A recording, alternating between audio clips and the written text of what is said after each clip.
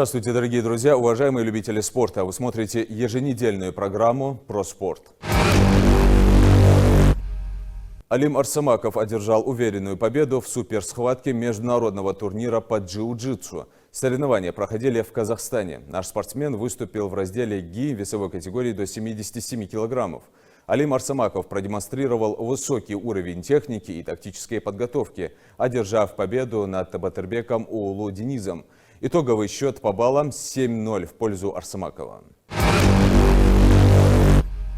В Магасе в течение 2 дней проходил общереспубликанский турнир по быстрым шахматам памяти генерала-лейтенанта Российской императорской армии Эльберда Нальгиева.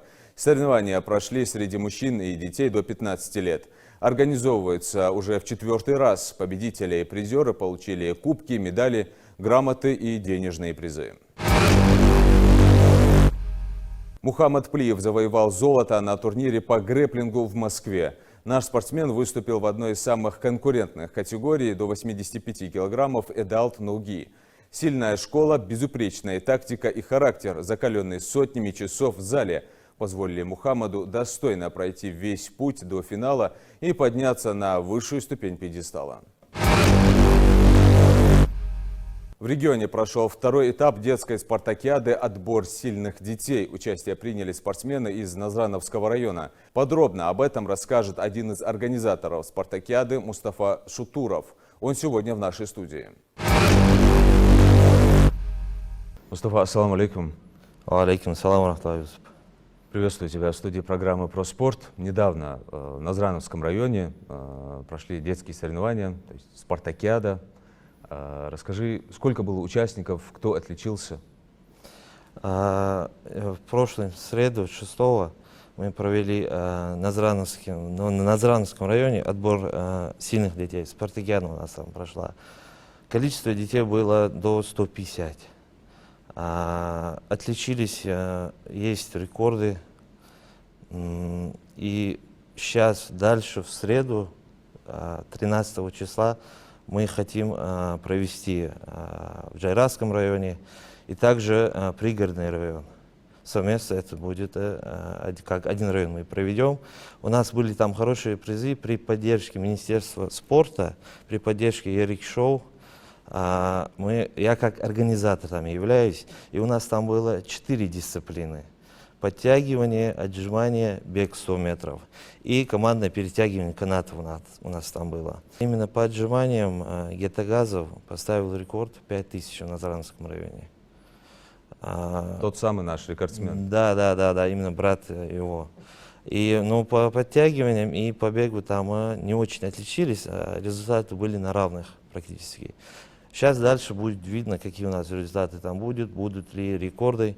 И еще, иншаллах, если при поддержке Министерства спорта и опять же Ярик Шоу, у нас дальше 27 числа будет республиканские соревнования. Они пройдут в Карабулаке после отбора Джайрасского пригородного района. После у нас будет Малгобекский район.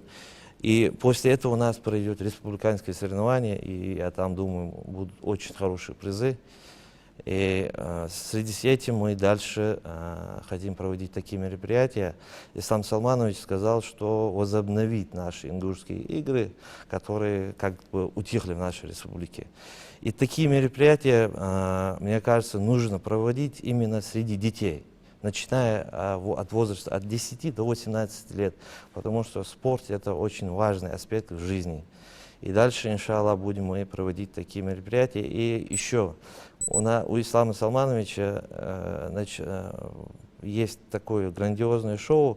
Скоро мы анонсируем это, иншаллах.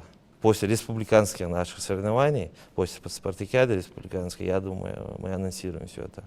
Я думаю, будет очень интересно именно для детей. Их нужно вовлекать в спорт. Да, обязательно. Гаджеты нужно отбирать по максимуму. Конечно, конечно. Только в свободное время. Да, от спорта и от учебы. Мустафа, ты сказал, что 150 участников, да, порядка? Да, до 150 участников. Да. Это много или мало? Вот, по сравнению с прошлыми годами. Регулярно же проводятся. Да, и это мало, если честно.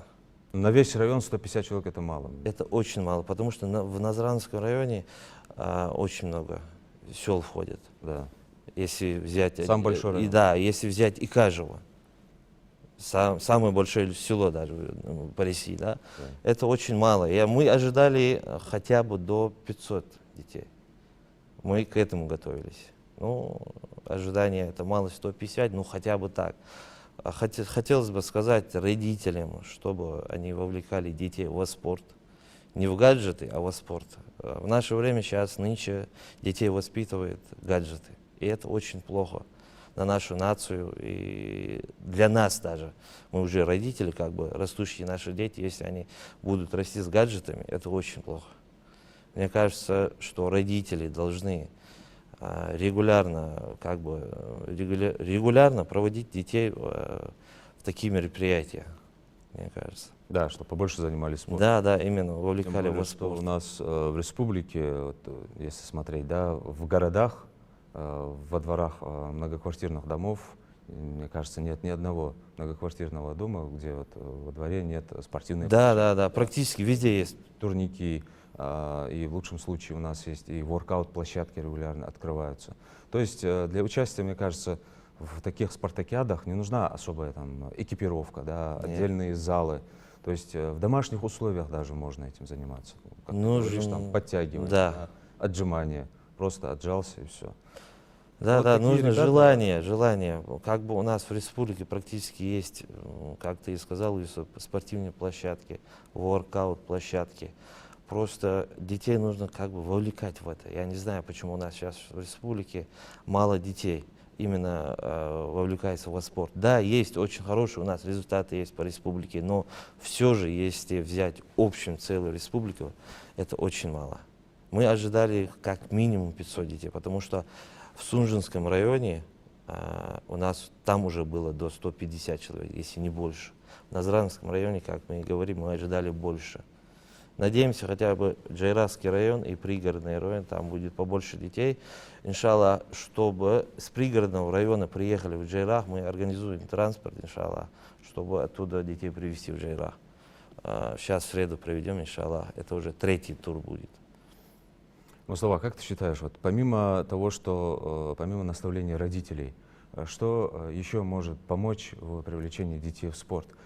Они же сидят в интернете, может быть, как-то через какие-то соцсети, как-то их заманивать, если можно так сказать, какими-то призами, или же как-то мотивировать. Вот тот же Гетагазов, да, парнишка, 5000 отжиманий. Да. Это не всем дается. Мне кажется, это тоже какой-то стимул, мотивация будет. И показывая этого мальчика и на его примере, как-то можно воздействовать на молодежь? Вовлекать детей именно в спорт нужно призами, денежными призами, как-то, чтобы им было интересно. Сейчас как бы время такое, детям нужно что-то, чтобы была мотивация. В редчайших случаях человек сам мотивируется, видя результат кого-то. Вот Гетагазов, он сделал 5000 отжиманий. Есть 10% детей, которые хотят побить этот рекорд. Но вовлекать нужно, да, призами, я думаю, это так будет лучше. Мы же анонсировали в интернете, но из-за того, что интернет слабо работает, мы думаем, из-за этого детей было мало в Назранском районе. Мне так кажется. Мустафа, как ты считаешь, вот участие в таких соревнованиях, там же дети в основном, да, там, Да. как ты сказал, там 8, 9, 10 лет, да, 11. Участие в таких соревнованиях, вообще занятие спортом в таком юном возрасте, это же дает определенную базу Да. для спортсменов. Да, спортом нужно заниматься с малых лет максимально, хотя бы с 6-7 лет, потому что чтобы была база и чтобы в дальнейшем ему давалось все лучше в интересах спорта. Если он там начнет 13, 14, 15, да, он может где-то как-то опоздать. Родители должны вовлекать во спорт детей от 6-7 лет. И мне бы хотелось сказать родителям, убирать гаджеты у детей, вовлекать их во спорт, в что-то хорошее для нас и для них, чтобы в дальнейшем они у нас были крепкие, хорошие и для нашей республики стали каким-то аспектом. Думаю, что прислушаются родители Да. и ребята тоже. Мустафа Баркул, Рясхал, желаю удачи, успехов.